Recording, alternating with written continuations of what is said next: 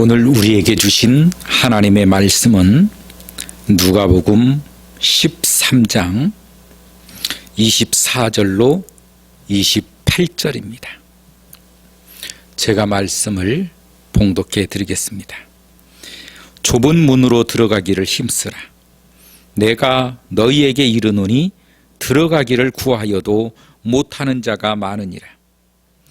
집주인이 일어나 문을 한 번 닫은 후에 너희가 밖에 서서 문을 두드리며 주여 열어주소서 하면 그가 대답하여 이르되 나는 너희가 어디서 온 자인지 알지 못하노라 하리니 그때에 너희가 말하되 우리는 주 앞에서 먹고 마셨으며 주는 또한 우리를 길거리에서 가르치셨나이다 하나 그가 너희에게 말하여 이르되 나는 너희가 어디서 왔는지 알지 못하노라. 행악하는 모든 자들아 나를 떠나가라 하리라.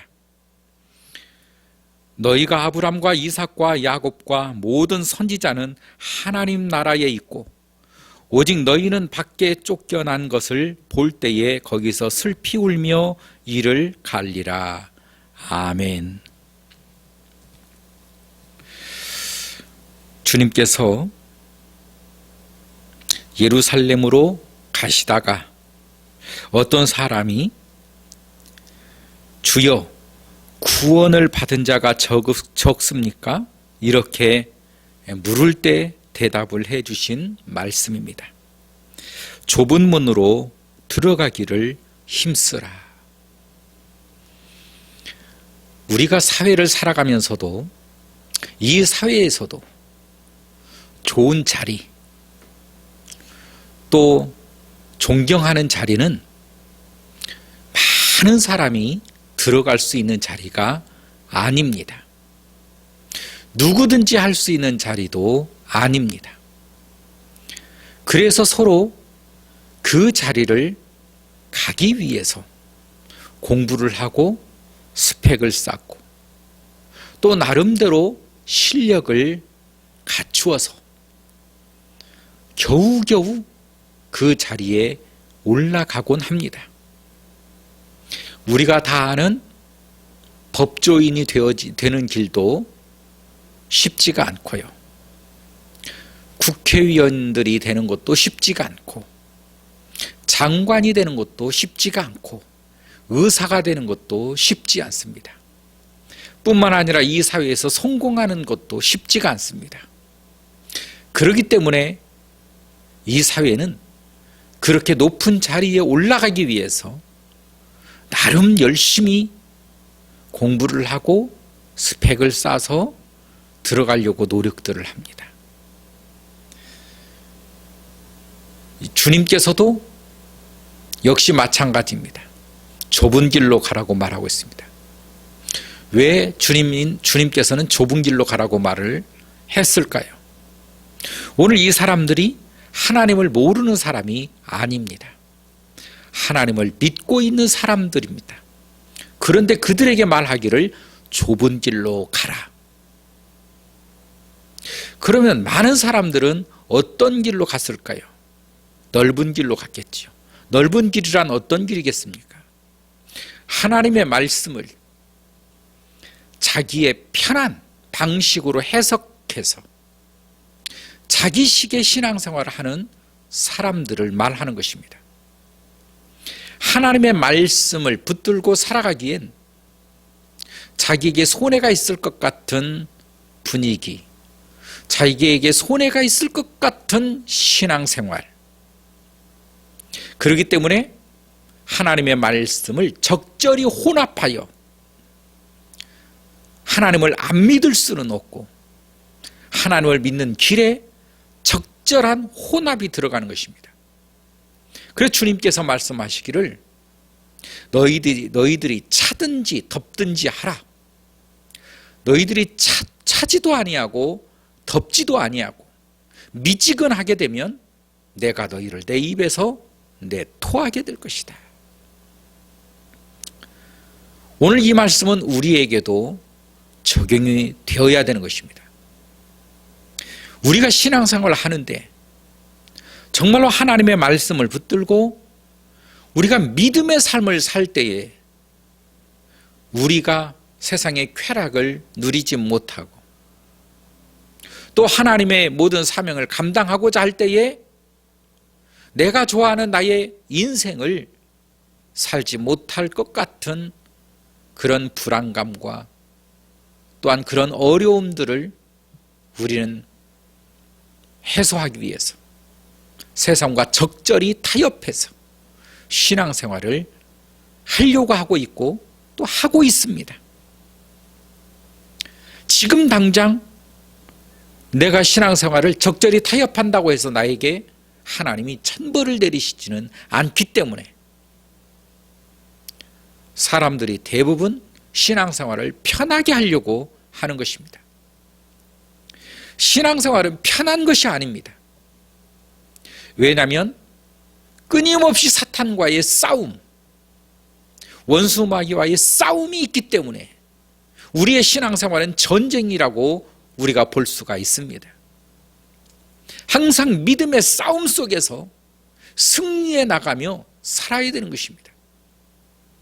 그러나 이 싸움을 누가 좋아하겠습니까? 그래서 세상과 타협을 하는 것입니다. 오직 믿음만을 가지고 살기엔 힘들고 어려울 수밖에 없기 때문에 타협이라고 하는 것이 나타나게 되는 것이지요. 우리 주님은 오늘 이런 우리들에게 말씀을 합니다. 좁은 길로 가라. 좁은 길로 가라는 것입니다. 남들이 가지 않는다 할지라도 너는 가라는 것입니다. 어떤 길로 갑니까? 하나님의 말씀의 길로 가는 것입니다. 믿음의 길을 가는 것입니다. 성령께서 인도하시는 길에 서 있는 것입니다. 말로는 쉽겠지만 우리의 삶 속에서 믿음의 길에 서 있기란 쉽지가 않습니다. 여러분, 주님을 생각하시길 바랍니다. 주님을 의식적으로라도 내 마음에 항상 생각하시기를 주의 이름으로 축원합니다. 악한 마귀가 우리에게 생각을 통해서 역사하는 것입니다.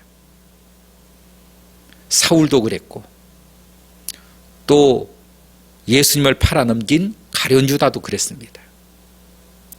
그 생각 속에 마귀가 예수님을 팔 생각을 집어넣은 것입니다.